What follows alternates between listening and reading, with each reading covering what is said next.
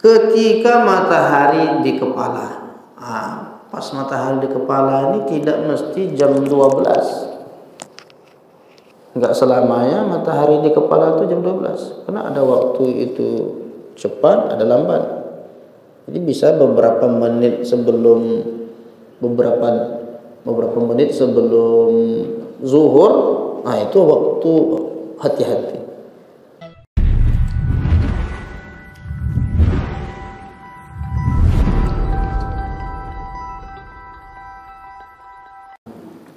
Seputar waktu sholat, di mana dalam literatur fikih tidak asing lagi kita berbicara dibahas tentang waktu-waktu sholat. Hanya saja perlu penjelasan tentang beberapa kekeliruan sebahagian orang memahami waktu sholat. Di antara kekeliruan itu adalah yang memahami bahwa sholat itu cuma 3 waktu, dan itu sudah merata. Artinya banyak orang yang berpendapat begitu. Mengapa ada yang berkeyakinan bahwa sholat itu cuma 3 waktu? Itu karena memahami surah Al-Isra ayat 78. Aqimis salata lidulukis syamsi ila wasaqil laili wa qur'anal fajr. Dirikanlah salat saat tergelincir matahari. Matahari tepat di atas kepala itu disebut dengan istiwa. Itu waktu terlarang salat. Tidak boleh orang salat waktu matahari pas di kepala. Dan waktu itu sesaat. Setelah dia tergelincir, masuk waktu zuhur. Jadi yang disebut dalam Al-Quran ini, dirikan sholat saat tergelincir matahari, waktu zuhur. Terus ila ghasaqil lail, masuk waktu malam, maghrib, zuhur, maghrib, kemudian wa qur'anal fajr, dan waktu subuh. Jadi yang disebut dalam Quran ini zuhur, maghrib, subuh. Dalam teks ayat ini surah Al-Isra ayat 78. Sehingga ada orang yang berkeyakinan sholat itu hanya 3 waktu. Sholat zuhur, sholat maghrib, dan sholat subuh.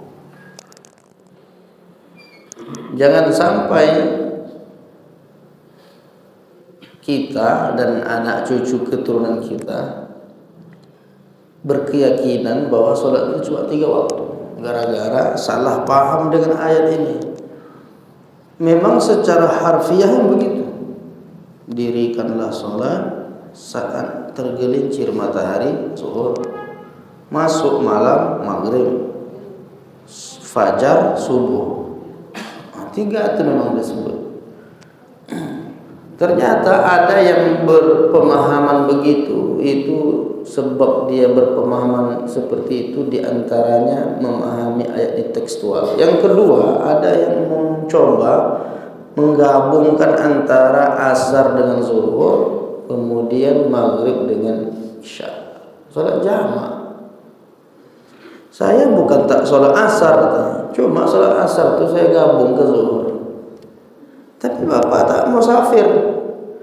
Sebenarnya kita hidup di hakikatnya dalam perjalanan. Kita hidup di musafir nih katanya. Jadi setelah kita lahir ke permukaan bumi, kita sedang melewati perjalanan kehidupan dunia. Itulah musafir. Jadi sholat zuhur, sholat asar itu 1 waktu. Di mana dilaksanakan? Di waktu zuhur. Berarti jamak takdim. Tahu berarti jamak takdim. Ada yang paham seperti itu, ada. Terus gimana yang isya ini? Yang isya ini ditarik ke maghrib. Makanya waktu sholat itu cuma 3 katanya. Zuhur, maghrib, sama subuh. Jadi yang asar sama isya itu masuk aja ke waktu zuhur dan waktu maghrib itu. Asarnya ke waktu zuhur, isyanya ke waktu maghrib.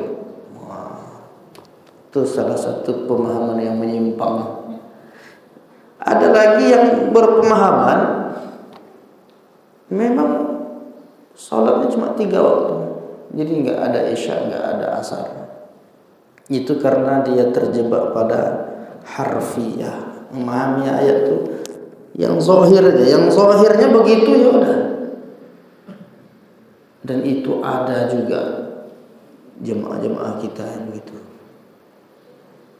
Waktu saya menyampaikan kajian di salah satu masjid, selesai kajian itu dikasih tahu oleh pengurus, yang Ustaz sampaikan ini ada orangnya di tempat kami gitu.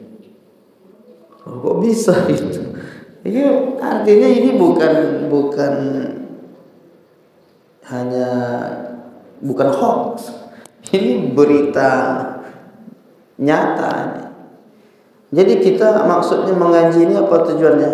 Jangan sampai anak cucu keturunan kita terpapar paham yang menyimpang ini.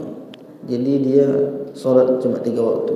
Dan yang lebih unik lagi yang menyampaikan itu, Ustaz, dia memang sholatnya 3 waktu, tapi orangnya baik, Ustaz. Masalah orangnya baik itu. Ya secara sosial baik, tapi kok bisa sholat cuma 3 waktu? Permasalahannya. Nah, itu harus kita luruskan. Nah, oleh karena itu perlu kita memastikan dari mana datangnya sholat 5 waktu itu. Nah, kalau kita merujuk ke hadis-hadis Rasulullah Sallallahu Alaihi Wasallam, memang sudah nyata zahir tentang sholat 5 waktu itu. Kita buka aja Sahih Bukhari, itu dijelaskan tentang peristiwa Isra Mi'raj. Nah, ini kan bulan Rajab nih. Bulan Rajab nih terjadinya Isra dan Mi'raj. Nah, waktu Nabi Isra dan Mi'raj, Isra dari Masjidil Haram ke Masjidil Aqsa, dari Masjidil Aqsa naik ke Sidratul Muntaha, naik ke langit. Disitulah proses penjemputan sholat 50 waktu. Sebetulnya bukan 5 waktu, aslinya dulu 50 yang dijemput Nabi itu.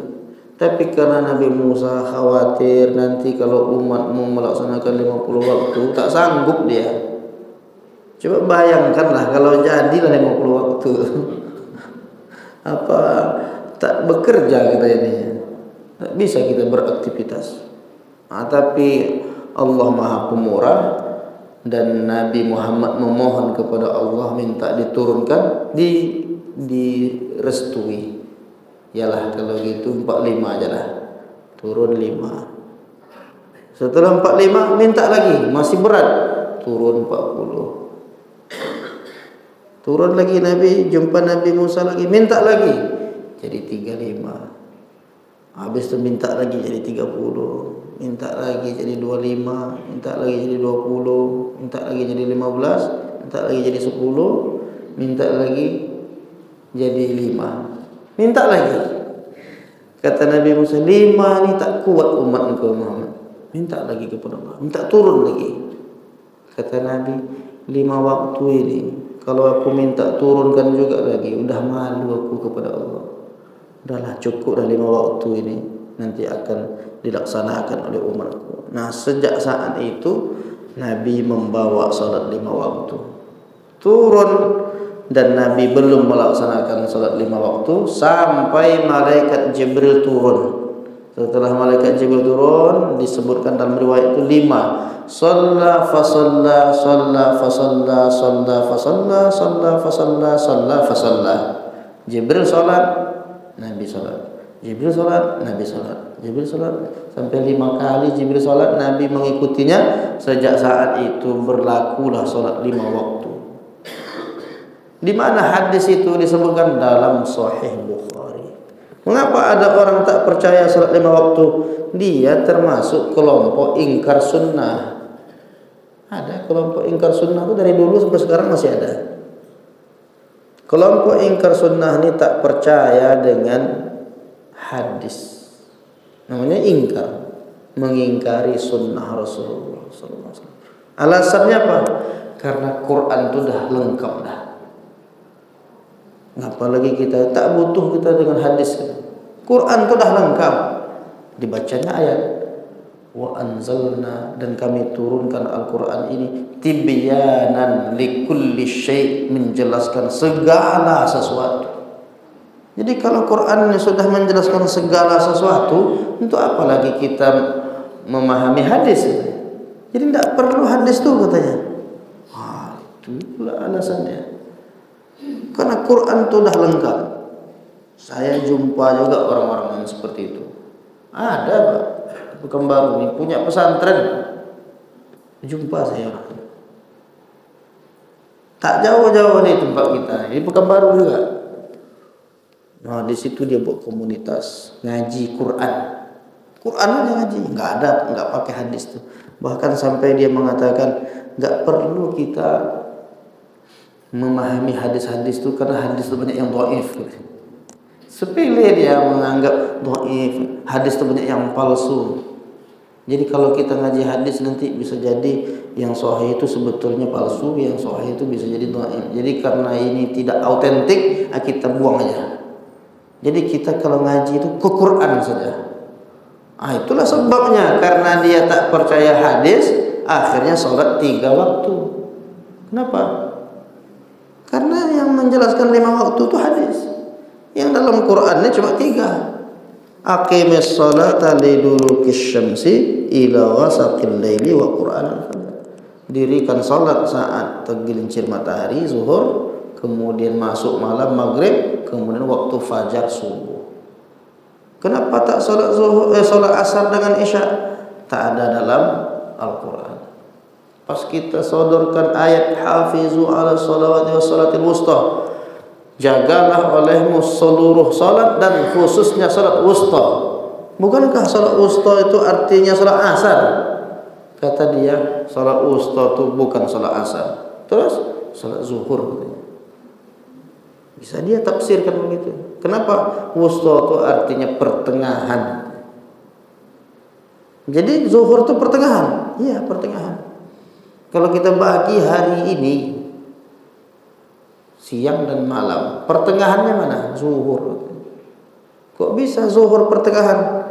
Karena malam itu katanya isya sampai ke subuh, itu malam. Kemudian siang itu katanya asar sampai maghrib. Pertengahannya zuhur. Nah, jadi itulah salat wusta itu katanya. Jadi banyak orang akan memahami ini, dipaksakan untuk apa? Untuk mengelabui, sehingga banyak orang tersesat dengan pemahaman yang benar. Nah, jadi kita berlindung kepada Allah, semoga anak cucu keturunan kita selamat dari paham-paham yang menyimpang ini. Amin ya rabbal alamin. Nah, dari 5 waktu itu sampai Nabi menjelaskan salat zuhur itu kapan? Waktu zuhri idza zalatis syamsu. Waktu zuhur itu kapan? Ketika tergelincir matahari. Wa kana zilur rajuli katulihi, sampai bayangan seseorang sama tinggi dengan seseorang itu. Jadi kalau dah sama bayangannya, dah masuk waktu zuhur. Jadi ketika dia pas di kepala, itu waktu terlarang. Sampai ketika masuk tergelincir matahari, sampai bayangan seseorang sama tingginya dengan seseorang itu, hingga masuklah waktu asar. Kemudian disebut malam yahduril asru. Disebut salat asar. Wa waktu salatil asri, dan sedangkan salat asar itu malam tasfarrus syamsu, selama sampai matahari berwarna kuning, menguning matahari, itulah batas waktu asar. Wa waktu salatil maghribi malam yaghib bisyafaq, Dan adapun waktu salat maghrib selama sinar matahari, maksudnya ketika syafaq ahmar, ada langit warna merah, selagi berwarna merah dia masih ada maghrib. Kalau udah hilang warna merah tuh udah masuk isya. Jadi sampai dijelaskan Nabi waktu-waktu itu. Kalau zaman sekarang kita ngukurnya dah langsung nengok jam digital, apalagi dia berbunyi. Jadi tidak payah lagi zaman sekarang. Tapi kalau kita ikutkan alamnya, begitulah kata Nabi. Jadi melihat matahari, kapan dia terbit, kapan dia terbenam, kapan dia fajar. Nah itu diantara waktu-waktu yang dijelaskan Nabi dalam Sahih Muslim. Meskipun ada waktu-waktu yang diwajibkan kita melakukan sholat seperti 5 waktu ini, ternyata ada juga waktu yang dilarang. Nah, waktu-waktu dilarang itu disebutkan pula dalam hadis-hadis Nabi. Di antara waktu terlarang sholat, kata Nabi, aqimis sholah, kata Nabi, salli salatal asri. Yang pertama, salli salatas subhi thumma aqsir 'anis shalah hatta tatlu'a asy-syamsu. Salat subuhlah engkau, setelah itu berhentilah dari salat. Maksudnya habis salat subuh jangan salat. Sampai kapan? Hatta tatlu'a asy-syamsu, sampai terbit matahari. Kemudian dalam hadis ini juga terbit matahari hatta tartafi'a, sampai matahari meninggi. Jadi sebetulnya terbit matahari jam 6.19 syuruk di situ. Itu terbit matahari. Tetapi yang kedua pas terbit matahari. Jadi waktunya dibagi dua larangan ini. Setelah selesai salat subuh sampai terbit matahari. Yang kedua, terbit matahari itu sampai meninggi. Nah, meninggi itu berapa menitnya? Itu ulama kita zaman sekarang yang merincikan. Ulama-ulama di Mesir itu menjelaskan baru bisa sholat itu setelah 20 menit. 19 tambah 20 menit. Nah, baru bisa sholat. Yang kita sebut sholat isyraq itu, atau sholat duha. Tapi ulama-ulama seperti Saudi, ulama Mekah, mereka mengatakan tunggu 15 menit. Jadi setelah syuruk tunggu 15 menit atau 20 menit. Ada lagi yang mengatakan seminim-minimnya paling cepat itu 10 menit. Jadi kalau 19 berarti nanti lewat 29, itu baru bisa sholat isyraq atau sholat yang disebut duha. Karena sholat isyraq itu juga sholat duha. Kita menyebut sholat isyraq, iya, tapi sholat duha itu hakikatnya disebut dengan duha awal yang bersyarat. Kalau duha biasa nggak ada syarat harus sholat subuh berjamaah, berzikir, duduk, majelis ilmu begini. Di rumah bisa, di mana bisa. Tapi kalau salat isyraq ini dia mesti di masjid. Seperti dalam riwayat Sunan At-Tirmizi. Kata Nabi, "Man shallal ghadata fi jama'atin", siapa yang salat subuh berjamaah, thumma qa'ada yadhkurullah, duduk dia berzikir mengingat Allah, hatta tatlu'a asy-syamsu, sampai terbit matahari, tunggu beberapa saat, 10, 15 atau 20. Thumma yusalli rak'ataini, kemudian dia salat 2 rakaat, kanat lahu ka ajri hajjatin wa umrah, dia dapatkan pahala seperti sekali haji, sekali umrah. Itu salat yang bersyarat. Salat duha, iya, salat duha awal namanya salat isyraq. Bisa juga niatnya salat duha, karena dia salat duha hakikatnya. Syaratnya apa? Salat subuh berjamaah, duduk berzikir mengingat Allah, majelis ilmu, baca Quran, berzikir sampai terbit matahari, tunggu beberapa saat, salat 2 rakaat. Berarti di sini nggak bisa dilakukan di rumah. Begitu pada umumnya para ulama kita memberikan penjelasan. Nah, artinya ada dua waktu, sesudah salat subuh sampai terbit, setelah terbit sampai meninggi. Dua. Yang ketiga disebutkan pula ketika matahari di kepala. Pas matahari di kepala ini tidak mesti jam 12. Enggak selamanya matahari di kepala itu jam 12. Karena ada waktu itu cepat, ada lambat. Jadi bisa beberapa menit sebelum zuhur, itu waktu hati-hati.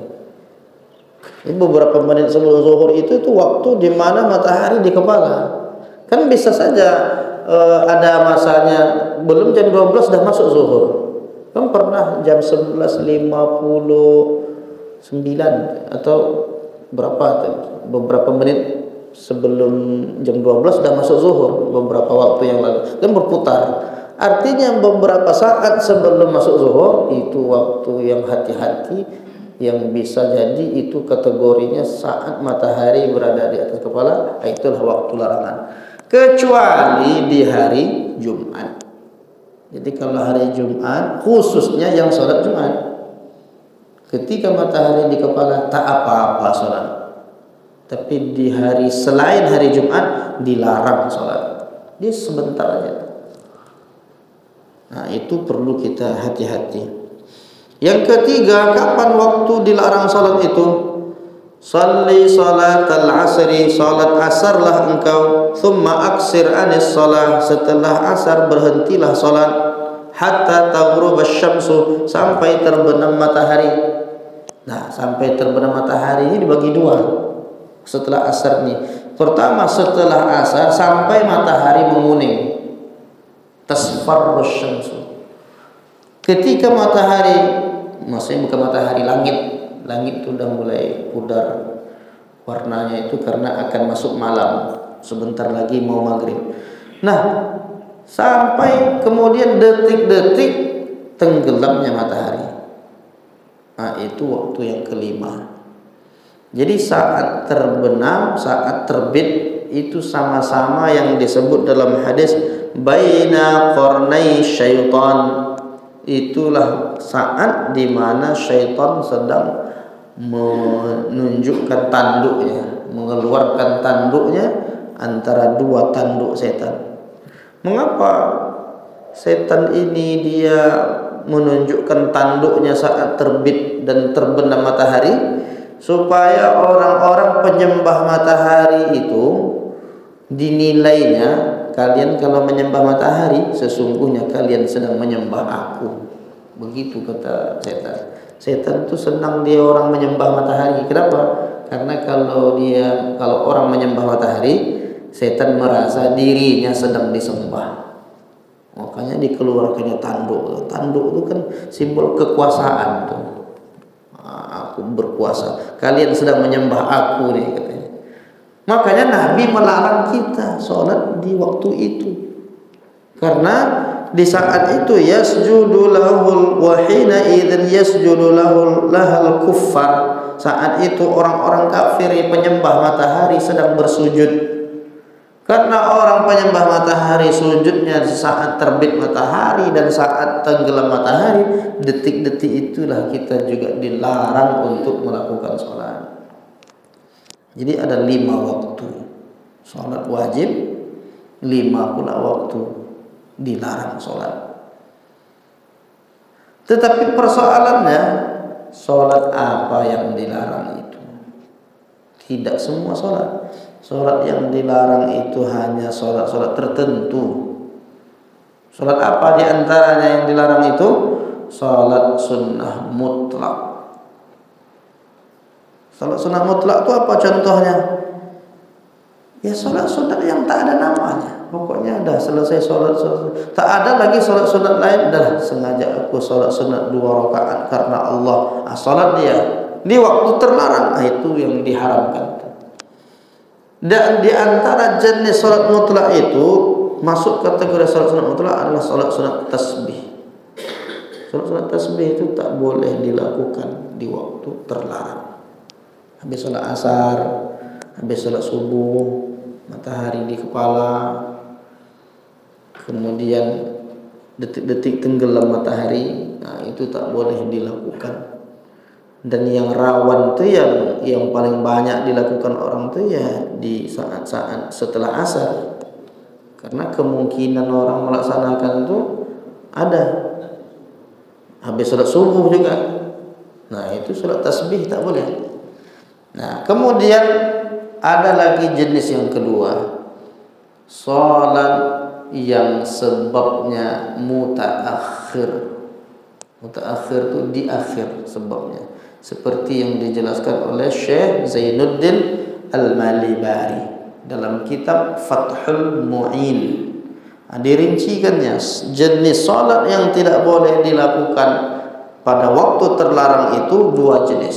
Satu salat sunat mutlak, dua salat yang sebabnya belakangan.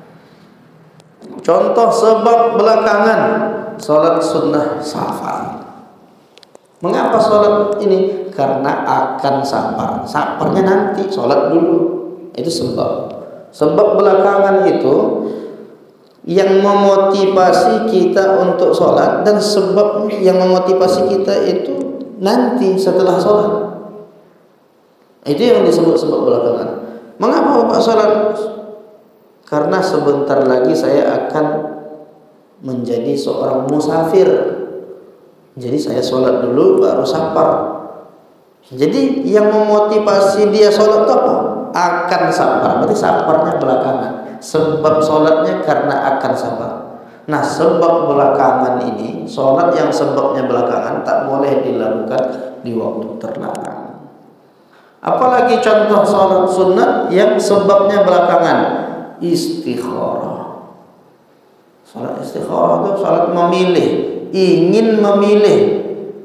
Memilih dulu atau sholat dulu? Sholat dulu baru memilih. Berarti sebabnya belakangan.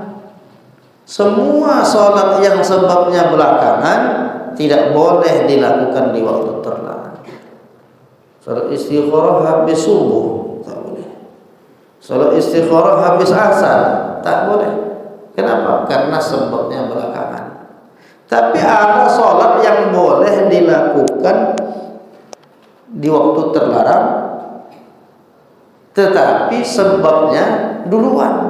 Nah, jadi lihatlah sholatnya. Kalau sebabnya duluan, boleh dilakukan di waktu terlarang. Sholat tahiyatul masjid, masuk masjid baru sholat. Mengapa engkau sholat tahiyatul masjid? Karena aku masuk ke masjid. Sebabnya itu karena masuk masjid. Masuk masjid dulu atau sholat dulu? Masuk masjid dulu. Ada sebabnya duluan. Bukan sholat tahiyatul masjidnya di luar baru masuk masjid. Nah, itu belakangan berarti. Tapi kalau dia duluan sebabnya, meskipun di waktu terlarang boleh. Sekarang kan waktu terlarang sholat nih sekarang nih. Keluarlah bapak atau ibu karena berhadas umpamanya, lalu masuk masjid, sholat tahiyatul masjid, tak apa-apa. Kenapa? Karena sholat tahiyatul masjid itu sebabnya duluan. Tapi kalau sholat istikharah saat ini tak boleh. Atau sholat safar umpamanya, sholat yang sebabnya belakangan, atau sholat mutlak, tak boleh dilakukan di waktu terlarang. Sholat taubat boleh atau tidak? Mengapa taubat? Karena buat dosa. Kapan buat dosanya? Duluan. Dosanya akan buat dosa atau sudah buat dosa? Berarti kalau dia akan, berarti tak boleh. Tapi tak mungkin orang sholat taubat itu mau buat dosa kan? Saya ngapa sholat pak? Mustahil taubat. Nanti saya mau buat dosa. Tak mungkin. Mesti dia sudah merasa dulu pernah berdosa. Nah maka saya sholat. Berarti sholat taubat itu sholat yang sebabnya duluan. Boleh. Jadi sholat yang sebabnya duluan boleh. Sholat yang sebabnya duluan, sholat wudhu. Wudhu dulu baru sholat. Kan tak mungkin juga sholat dulu baru wudhu. Sholat dulu. Mengapa sholat wudhu? Wudhunya kapan? Nanti sesudah sholat. Kan tak mungkin. Wudhu dulu baru sholat. Berarti semua sholat yang sebabnya duluan bisa dilakukan di waktu terlarang. Tapi semua jenis sholat yang sebabnya belakangan tidak boleh dilakukan di waktu terlarang. Sholat sunat ihram. Ihram dulu baru sholat atau sholat dulu baru ihram? Ihram dulu. Iya enggak? Ihram itu, yang dimaksud ihram itu bukan pakai baju ihram.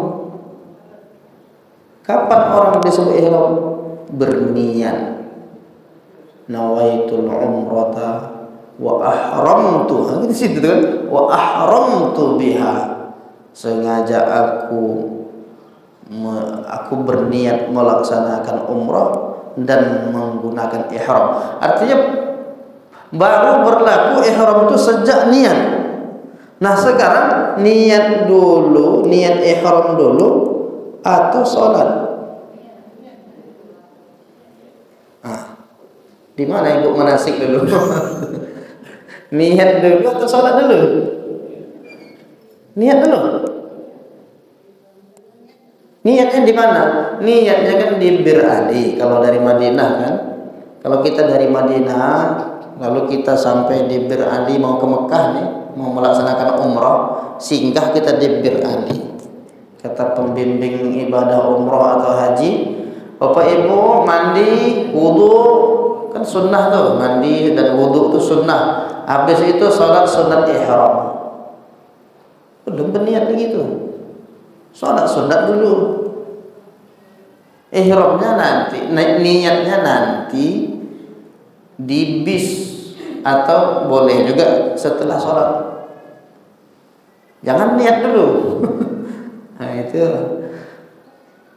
sebetulnya disampaikan di manasik itu atau terlupa menyampaikannya. Jadi itu sholat dulu baru niat. Sholat ihram itu sholat yang dilakukan sebelum niat. Belum niat ihram, pakaian ihramnya. Dan itu belum berlaku. Kita kalau dari Madinah, bapak-bapak, kalau ibu-ibu kan pakaian biasa. Kalau bapak-bapak kan pakaian ihram. Itu belum ihram lagi. Nah, belum niat. Niatnya mesti di tempat yang ditentukan Nabi. Ada Dzulhulaifah, ada Yalamlam, ada yang Qarnul Manazil. Nah, itu kan tempat-tempat yang ditentukan Nabi. Ada Juhfah. Nah, kalau yang dari Madinah itu niatnya di Bir Ali. Kalau yang datangnya langsung dari Indonesia ini langsung ke Mekah, niat langsung umroh, berarti niatnya di pesawat. Ya lam-lam pemasangan niatnya.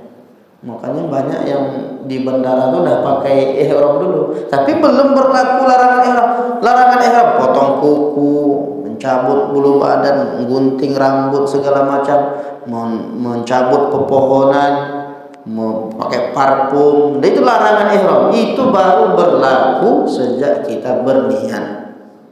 Jadi ketika kita sampai di Bir Ali itu, lalu kita berwudu, masuk kita ke masjid Bir Ali itu. Nah, masuk ke masjid itu sholat sunat ihram, baru pasang niat. Atau nanti waktu di bis itu baru diingatkan pembimbing, gimana Bapak Ibu udah niat tadi? Udah katanya. Ada yang belum?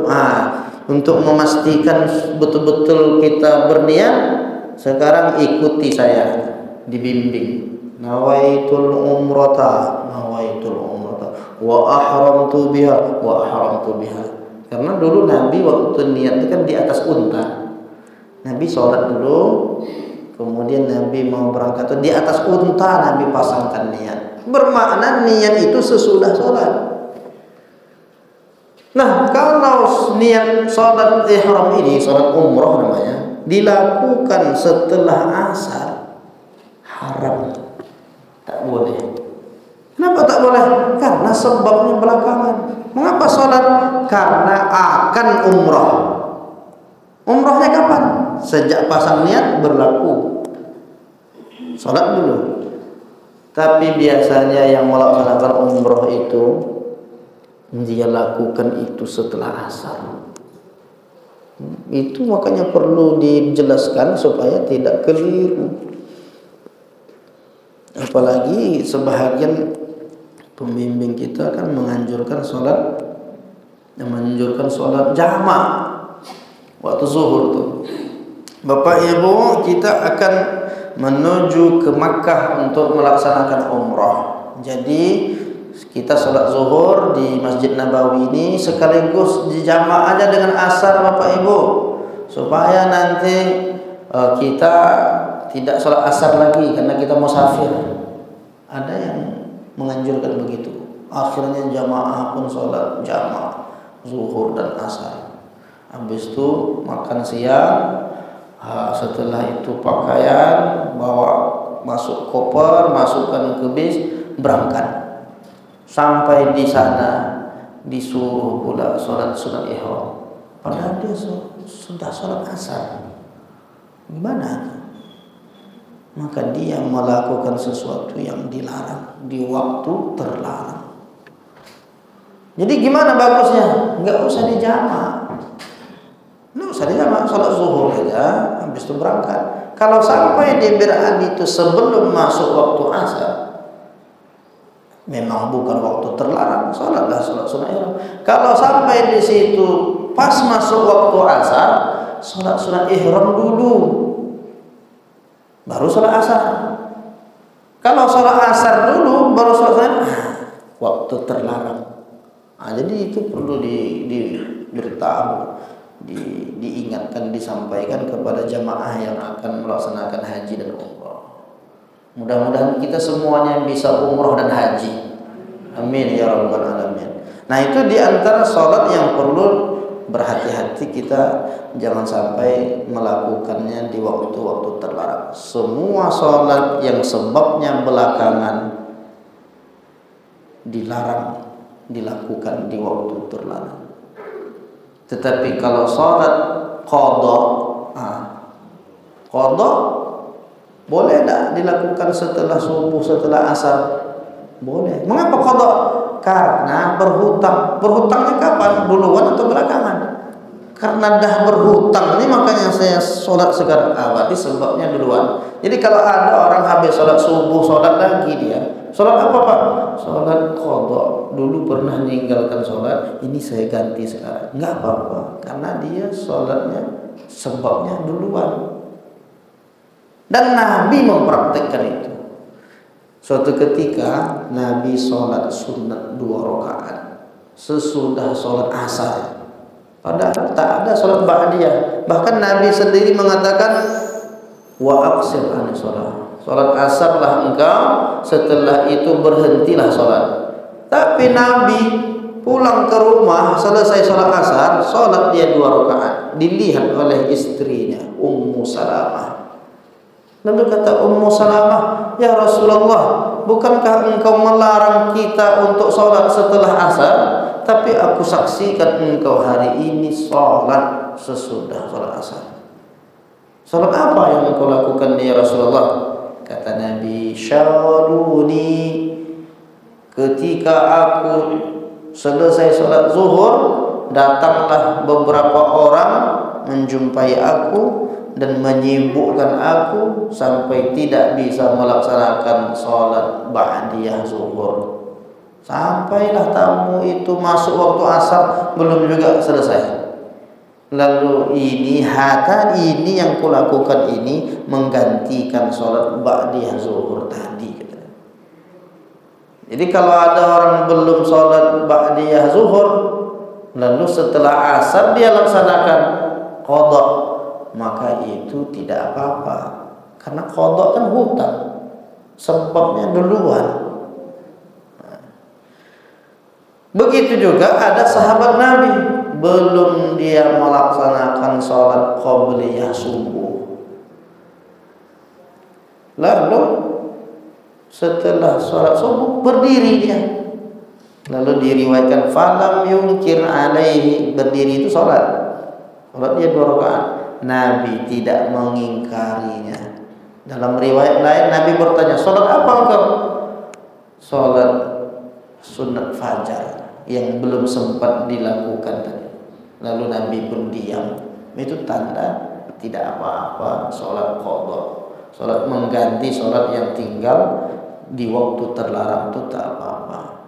Nah, yang mengkhawatirkan kita kebanyakan jemaah juga waktu masuk ke raudhah. Itu khususnya masuk ke raudhah itu perlu hati-hati. Sekarang kan pakai tasrih. Jadwal Bapak ba'da asar. Nah, jadwal waktu terlarang. Orang kalau ke raudhah itu sholat apa biasanya? Orang ke raudhah itu sholat sunat mutlak. Sholat sunat 2 rakaat. Enggak ada sholat. Sengaja aku sholat sunat mau jumpa Nabi. Sengaja aku sholat sunat mau ziarah makam Nabi. Enggak ada. Orang sholat masuk ke raudhah itu sholat sunat mutlak. Tapi sholat sunat mutlak ini tak boleh dilakukan di waktu terlarang. Terus gimana kita kalau dapat jadwalnya habis sholat subuh atau setelah sholat asar? Maka yang mungkin bisa kita lakukan adalah sholat sunnah tahiyatul masjid. Cuma orang tak tahu sholat sunnahnya deh, padahal waktunya terlarang. Itu diingatkan. Sholat sunnah lagi, sholat sunnah mutlak. Kalau habis zuhur jadwalnya nggak apa-apa karena nggak terlarang. Ya setelah sholat asar yang perlu hati-hati. Dan perlu diingatkan, semua sholat-sholat waktu terlarang ini berlaku di semua tempat kecuali Masjidil Haram. Kalau Masjidil Haram nggak berlaku waktu terlarang. Mau habis subuh, mau habis asar, mau sholat, siapapun yang melaksanakan ibadah di sana, sholat dia tawaf, tidak. Kata Nabi, la tamna'u, janganlah kalian larang hamba Allah tawafa, dia bertawaf fi baitillah, di rumah Allah, wa shalla, dia salat di rumah Allah, bilailin wa naharin, baik ayyata sa'atin, kapanpun yang dia mau, kapanpun waktu yang dia sukai, lailan wa naharan, baik malam harinya, siang harinya, sepanjang waktu kalau dia mau sholat di Masjidil Haram tidak berlaku larangan.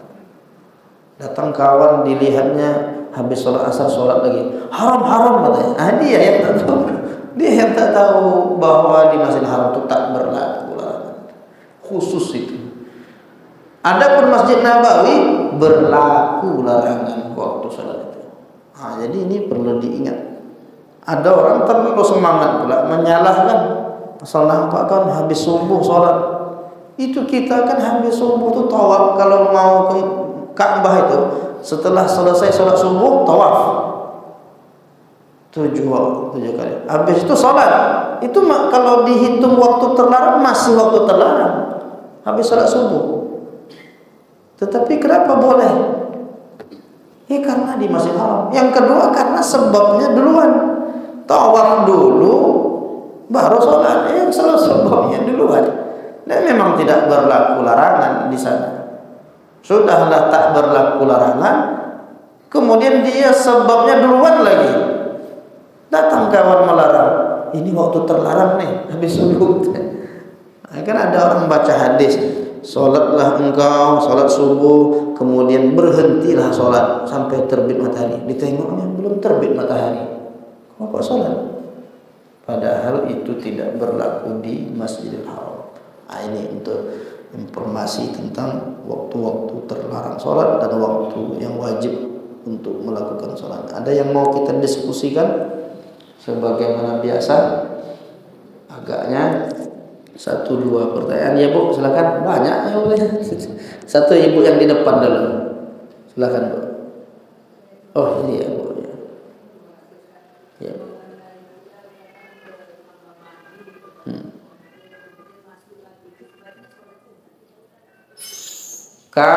kalau untuk menghormati waktu, menghormati masjid itu,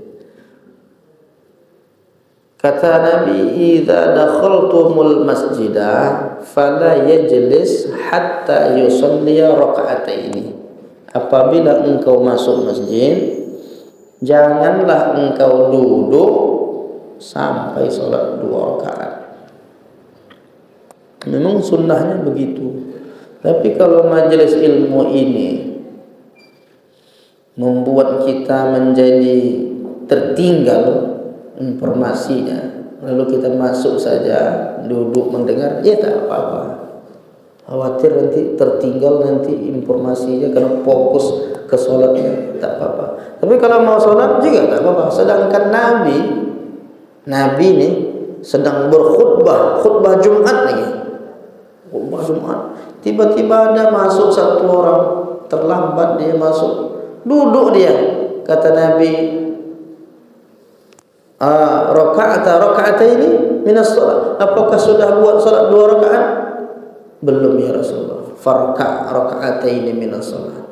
Buatlah sholat 2 rakaat, kata Nabi. Wal yatajawwaz fihima, dan laksanakan dia dengan ringan. Jangan panjang-panjang pula ayatnya. Maka kata Nabi, sholat 2 rakaat dulu.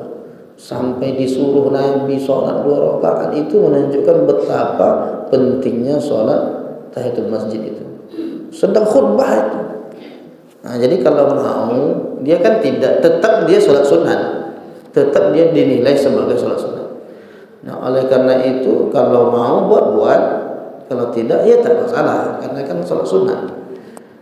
Jadi kalau dalilnya Nabi yang menyuruhnya, tapi yang diingatkan apa? Jangan lama-lama. Udahlah Ustaz sedang ceramah, kemudian sholat tahiyatul masjid dibacanya surah Yasin sampai selesai. Jadi belum selesai sholatnya Ustaz dah selesai ceramahnya. Artinya itu disesuaikan keadaan. Baca yang surat-surat pendek. Gitu Bu ya. Sebentar Bu, Bapak ya. Itu yang mengatakan 3 waktu yang ada sholat tadi tidak ada sekarang. Ada. Di antaranya Syiah. Kalau Bapak baca referensi kitab Syiah, orang Syiah itu sholatnya 3 waktu. Syiah banyak di sini nih. Bukan di dalam ini, di sekitar kita nih, di Sudirman.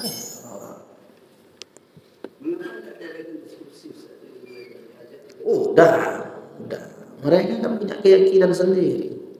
Kan sudah sampai disebutkan mereka itu keluar dari Islam, dianggap tidak bahagian dari Islam. Kenapa? Karena pemahamannya menyimpang. Di antara pemahaman mereka itu menganggap Allah salah menurunkan wahyu.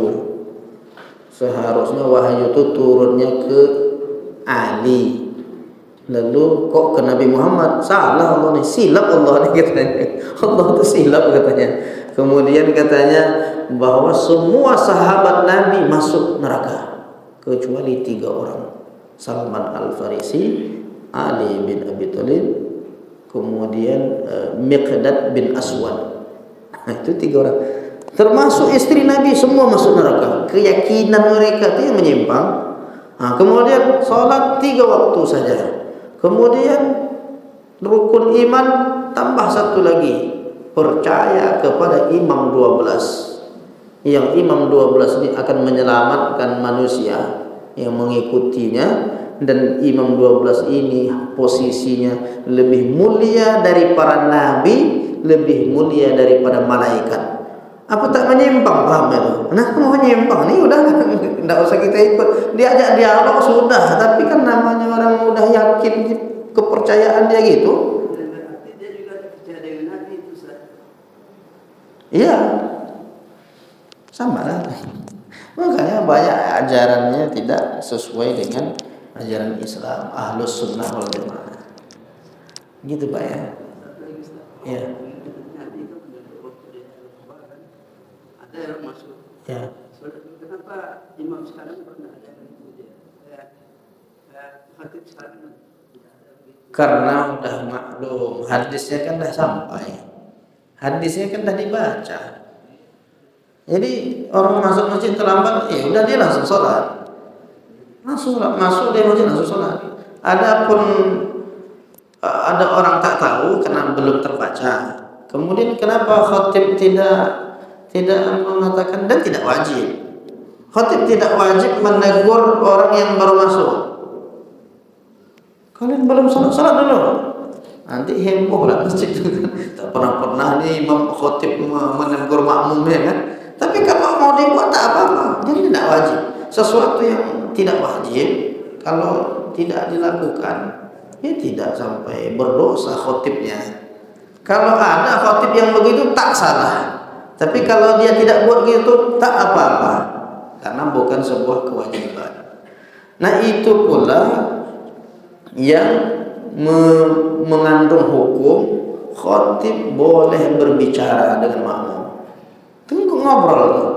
Yang tak boleh itu makmum dengan makmum. Nah itu tak boleh.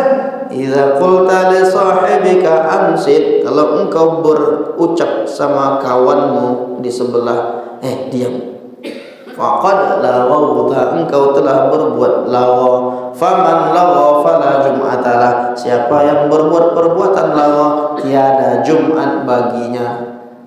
Kalau sesama kita makmum ngobrol tak boleh. Tapi kalau khatib dengan makmum boleh. Makmum dengan khatib boleh. Tapi itu kan tak dipraktekkan juga oleh jemaah. Kenapa? Karena tidak diperlukan, tidak dibutuhkan. Tapi kalau dibutuhkan, seperti sahabat Nabi waktu Nabi khutbah Jumat, ada yang ngomong, ya Rasulullah. Kalau kita mungkin interupsi itu apa? Interupsi gitu. Itu aneh juga tuh kalau bagi kita. Ya Rasulullah, doakanlah ya Rasulullah. Sudah kering kerontang, tanaman-tanaman pada mati, binatang tak bisa minum. Semua kita ini kesulitan air, musim panas berkepanjangan. Doakanlah agar turun hujan ya Rasulullah. Kata Nabi, baiklah. Langsung Nabi doa, Allahumma asqina ghaithan mughithan. Belum selesai doa itu lagi turun hujan, makbul. Kalau awak berdoa entahlah. Kalau kita yang turun hujan belum tentu lagi. Tapi orang-orang yang dekat dengan Allah bisa jadi doanya makbul. Kalau Nabi tak ada keraguan kita, dia doa langsung dikabulkan. Wala saufa yu'tika rabbuka fatardah. Apapun yang engkau minta Muhammad, kami restui, kami ridhoi, kami kabulkan. Nah, dalam terkait tentang ucapan tadi, bisa saja kalau dia mau pemain khatib mengatakan 2 rakaat dulu. Nah, boleh, tapi tidak wajib. Gitu Pak Haji ya. Nah, baik Bu, udah mau nanya tadi Bu, yang di depan ya Bu, silakan. Waalaikumsalam. Ya.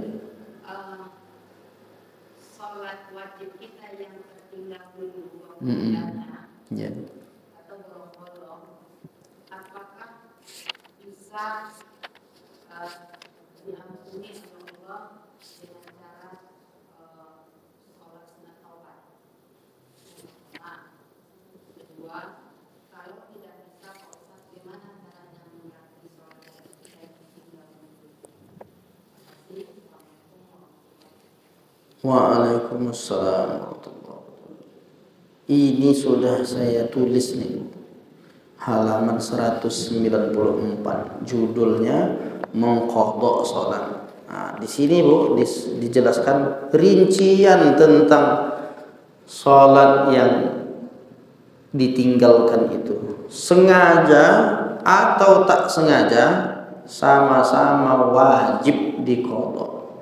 Orang yang meninggalkan sholat, baik sengaja maupun tidak sengaja, wajib dia mengganti. Bahasa Arabnya qadha, bahasa Arab kitanya ganti.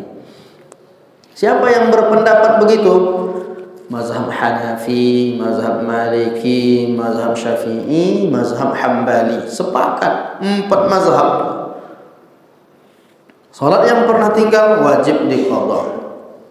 Siapa yang mengatakan begitu? Ulama mazhab ini diantaranya Imam Ibnu Najim. Ulama mazhab Hanafi mengatakan wajib. Anna kulla salatin fatat anil waqti ba'da thubuti wujubiha fihi fa innahu yalzamu qada'uha sawa'un tarakaha 'amdan aw sahwan aw bisababi naum.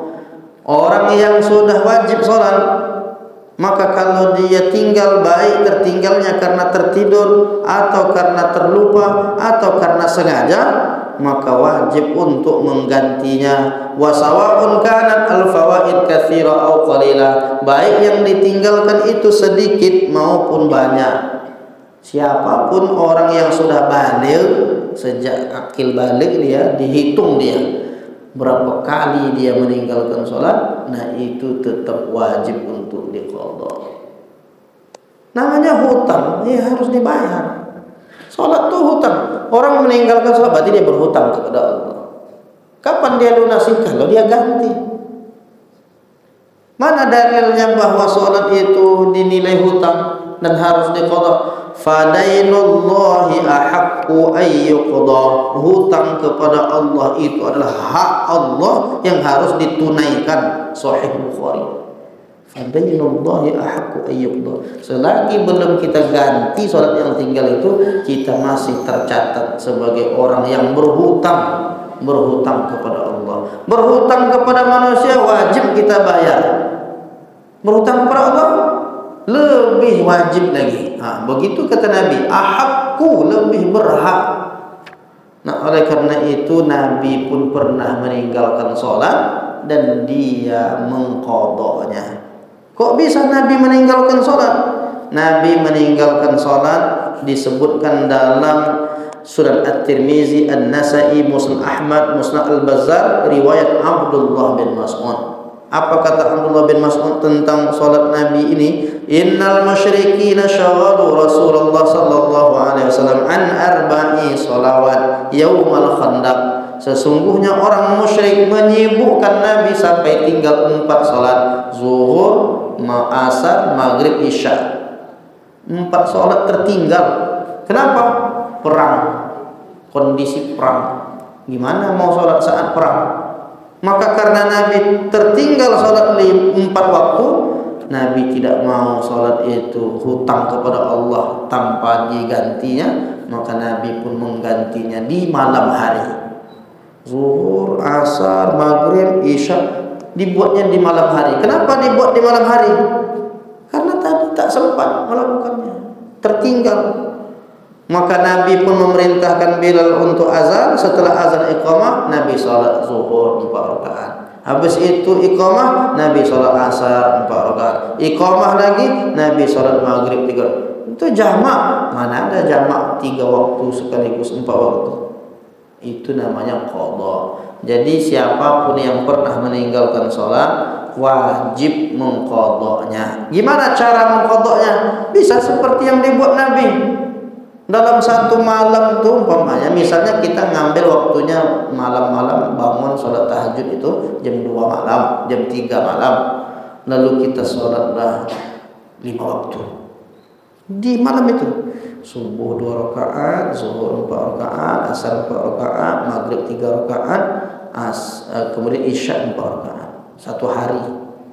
Saya banyak betul meninggalkan sholat saya masa lalu itu, dah tak teringat lagi.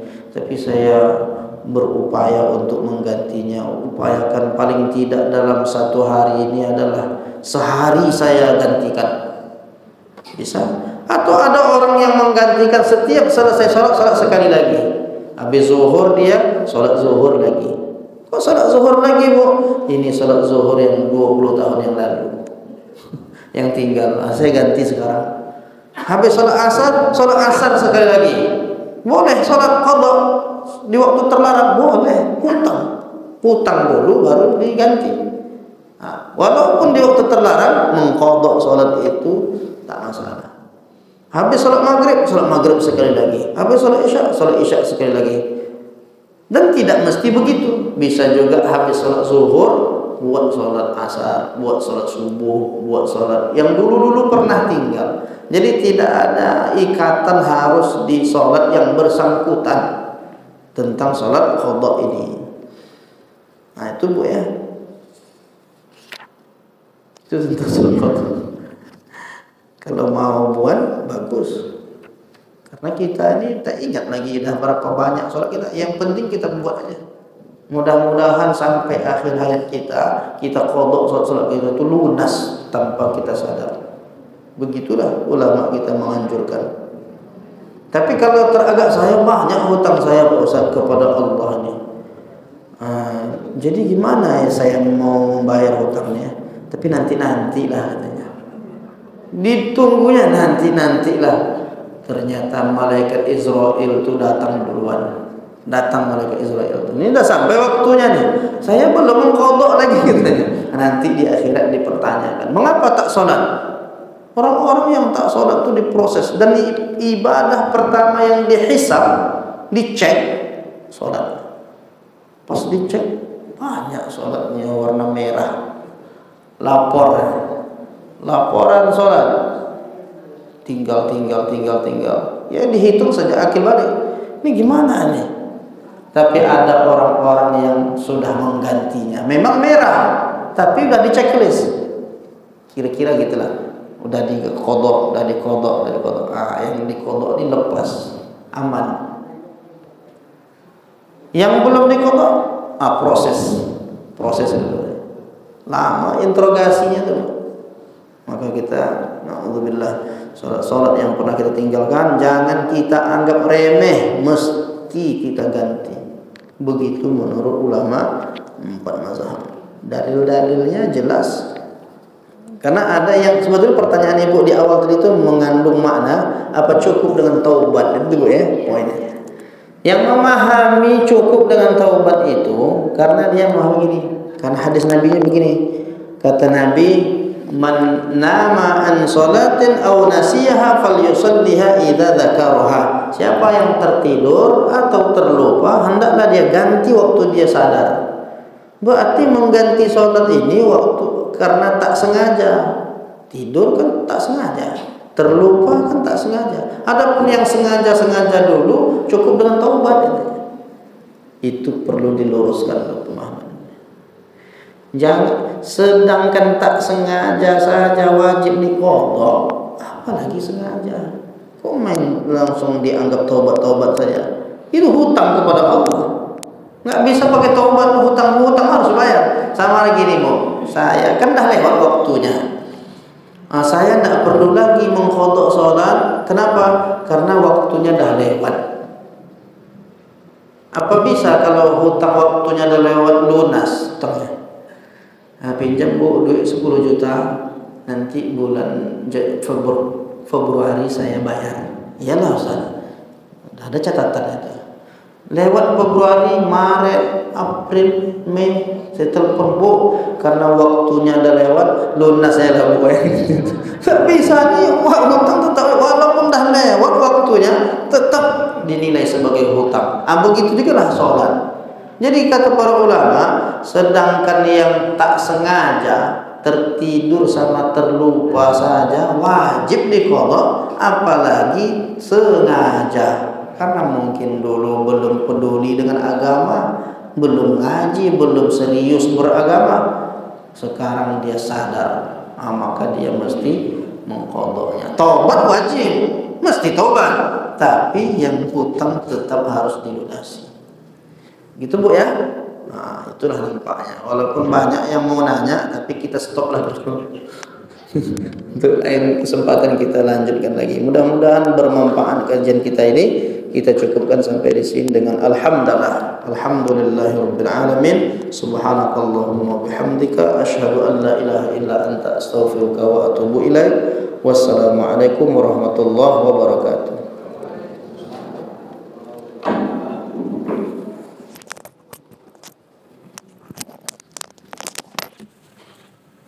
Allah.